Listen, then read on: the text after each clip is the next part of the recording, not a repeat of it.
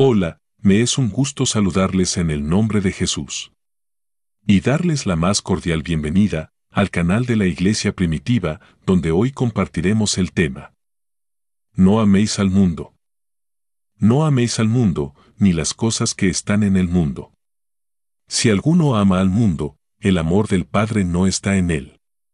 Primera de Juan capítulo 2 versículo 15.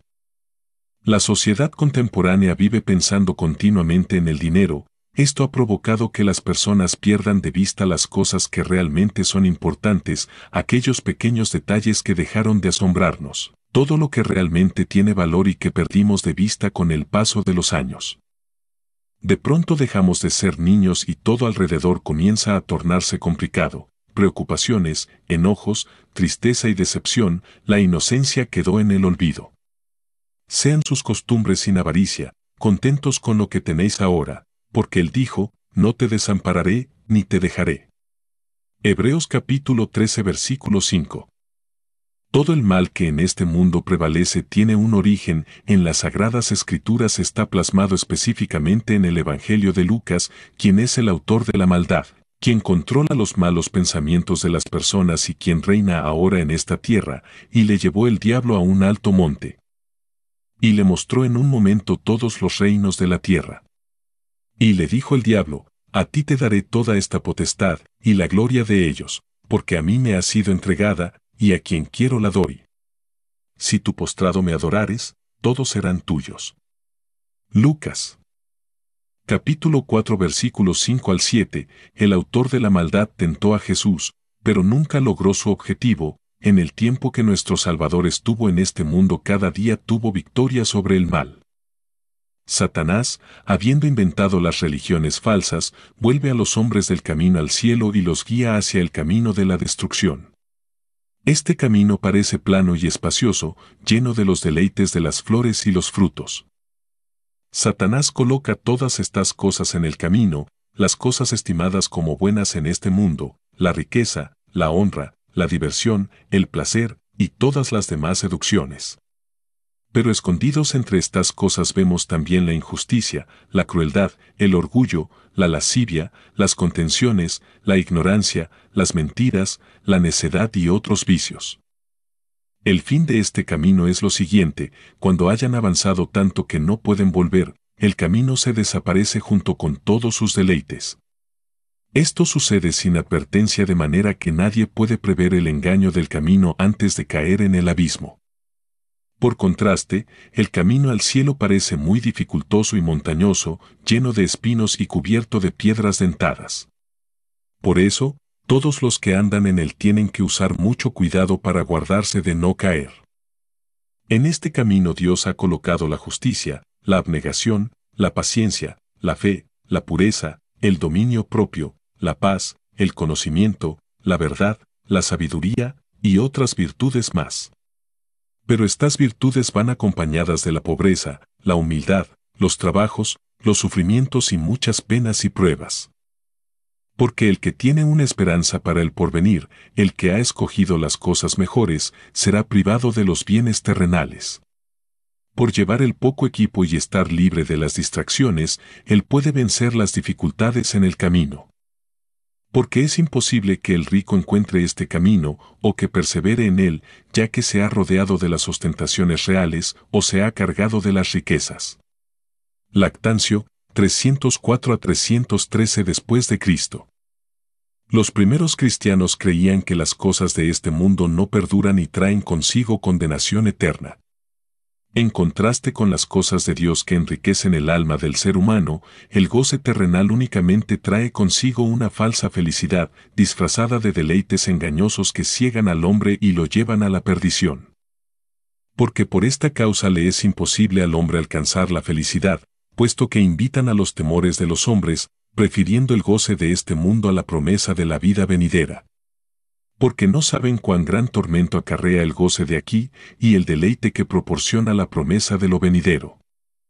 Segunda de Clemente, 150 después de Cristo. ¿Qué son las cosas que están en el mundo?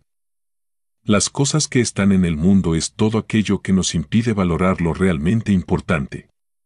Las cosas materiales han venido a cegar a la sociedad, invenciones del hombre que están destruyendo al mismo ser humano, avances tecnológicos que mantienen a las personas controladas, pensando únicamente en satisfacer necesidades banales.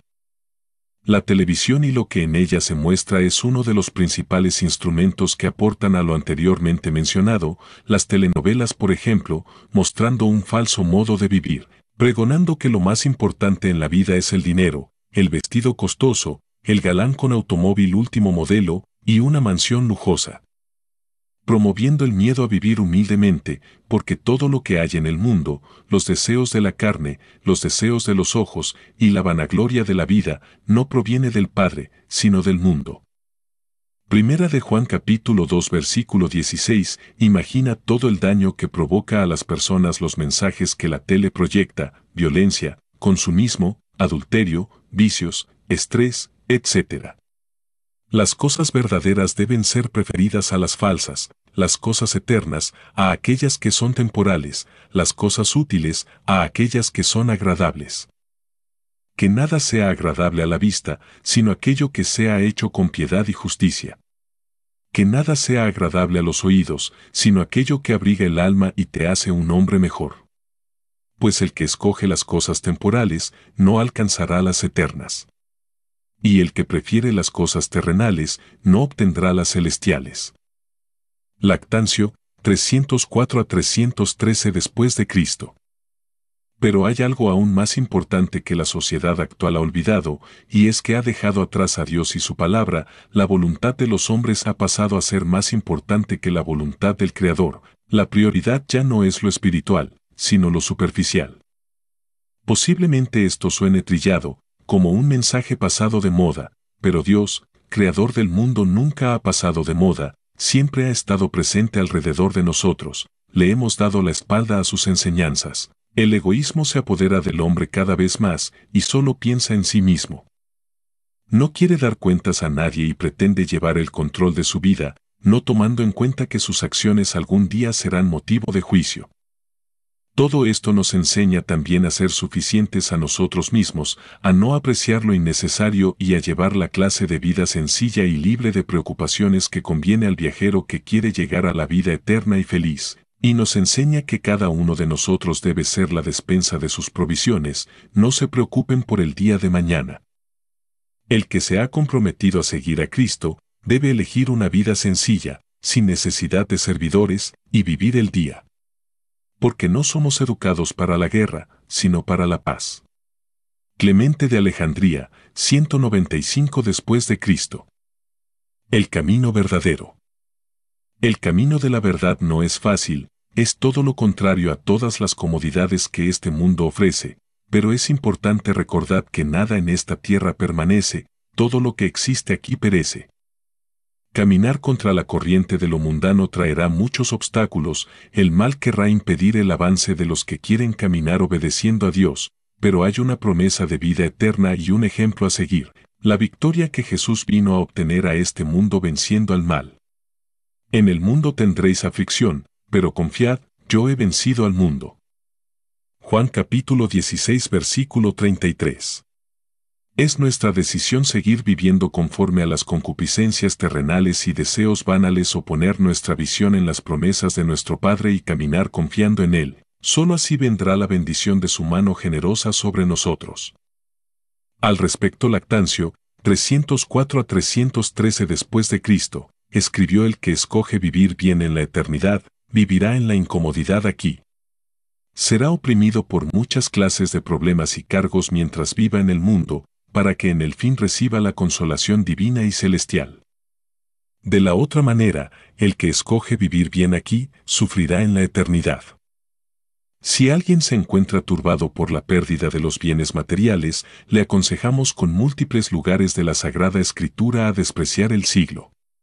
No puede encontrarse mejor exhortación al desprendimiento de las riquezas que el ejemplo de Jesucristo, que no poseyó ningún bien temporal. Siempre defendió a los pobres y condenó a los ricos. Inspirándonos el despego de los bienes de este mundo, nos exhorta a la paciencia, demostrándonos que si despreciamos las riquezas no debemos apurarnos de perderlas. De ninguna manera hemos de codiciarlas, pues el Señor no estuvo apegado a ellas, y si disminuyen o llegamos a perderlas totalmente, hemos de soportarlo con paz. Tertuliano, 197 después de Cristo. ¿Qué es lo realmente importante? Recordemos las cosas que realmente son importantes, reflexionemos un poco acerca de lo que Dios nos quiere enseñar, emprendamos un nuevo camino en el que ahora Jesús vaya delante de nosotros mostrándonos la vida que a Él agrada y que nos convertirá en mejores personas, despreocupadas por lo material, y dedicadas a entregar la vida a los demás. Hoy es tiempo de buscar descanso en la palabra del Señor, deja ya tus cargas y todo aquello que del mundo te preocupa, comienza a vivir para alimentar tu espíritu y ya no mires atrás. No permitas tampoco que esto turbe tu mente al ver que los impíos poseen riquezas y los siervos de Dios sufren.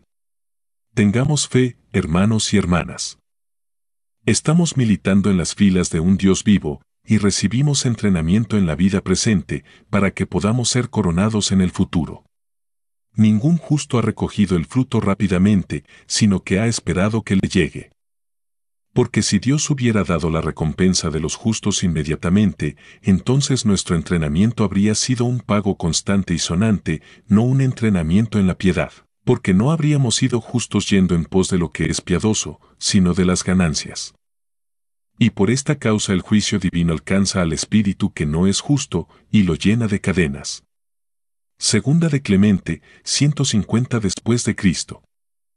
Teniendo, pues, esperanza de la vida eterna, despreciamos las cosas de la vida presente y aun los placeres del alma. Atenágoras, 175 después de Cristo. Nunca olvidemos que la mejor riqueza es la pobreza de deseo y el verdadero orgullo no consiste en vanagloriarse de las riquezas, sino en despreciarlas. Clemente de Alejandría, 195 después de Cristo, porque el mundo pasa, y sus deseos, pero el que hace la voluntad de Dios permanece para siempre. Primera de Juan capítulo 2 versículo 17. Escrito por Pedro Santos. Que la paz y la gracia del Señor Jesucristo esté con ustedes.